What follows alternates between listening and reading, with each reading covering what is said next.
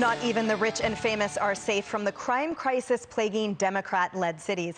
Actor Owen Wilson just had $4,000 worth of rims and tires stolen off his Tesla, while the $100,000 car was parked outside his mansion in Santa Monica.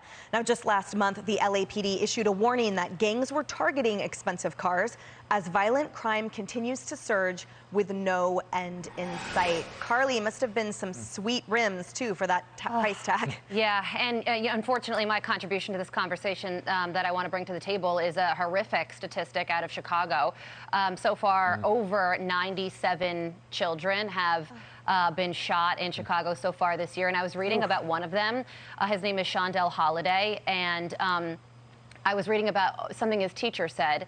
He was murdered a couple weeks ago, and his teacher said that they were having a conversation about his aspirations, and Shondell said, you know, if I make it to 21, I really want to open a music studio. And his teacher said, well, why would you phrase it like that? Make it to 21. And he said, well, you know, it's Chicago, and kids get shot and killed all the time. Wow. So for him, it was just the reality of life, and it absolutely should not be that way. And we are going to continue to be experiencing horrific statistics like this, much worse than rims getting stolen off a car, as long as cities cater to criminals over the innocent.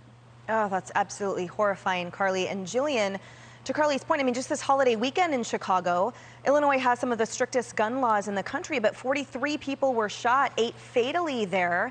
And it seems, to Carly's point, you know, it's the same people that are engaging in the same crimes that we keep seeing, the recidivism that's happening, the gangbangers. This is a problem that is festering because there's zero enforcement.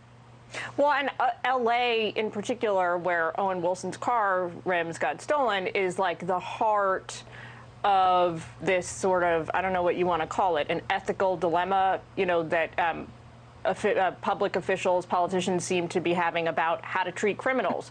Do we want to try, for nonviolent offenders, do we want to try and lock them up whenever possible, or do we want to try and sort of rehabilitate people and give them a second chance?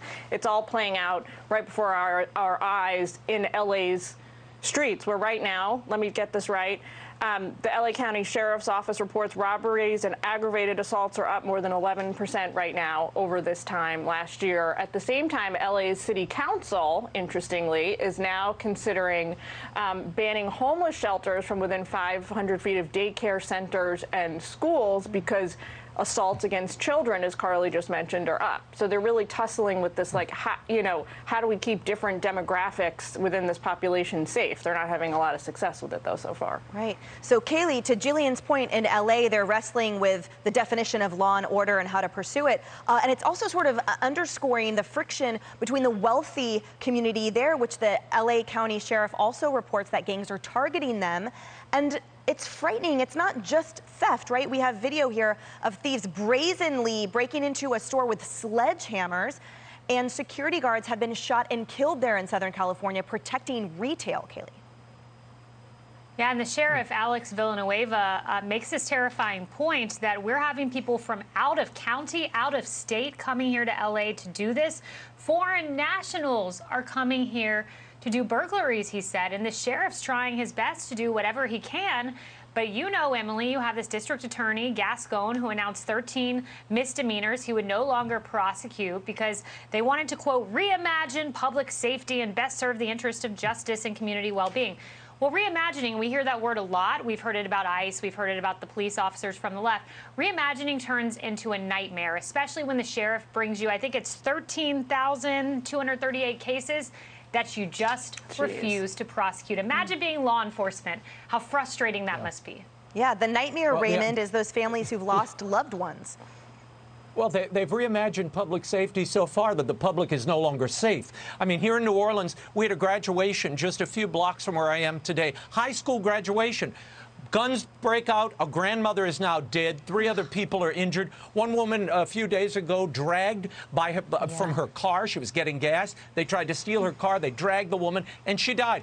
This lawlessness cannot go on. It demands serious prosecution, and I'm sorry, people want law and order. They don't want rehabilitation. Can happen down the road, but you must prosecute and lock people up. Public safety is mandatory if we're ever going to thrive and have a just and civil society. I only disagree with one thing that you said, Raymond, which is your I'm sorry. There is nothing to apologize for in demanding law and order, safety, and security. I'm Steve Doocy. I'm Brian Kilmeade. And I'm Ainsley Earhart. And click here to subscribe to the Fox News YouTube page to catch our hottest interviews and most compelling analysis.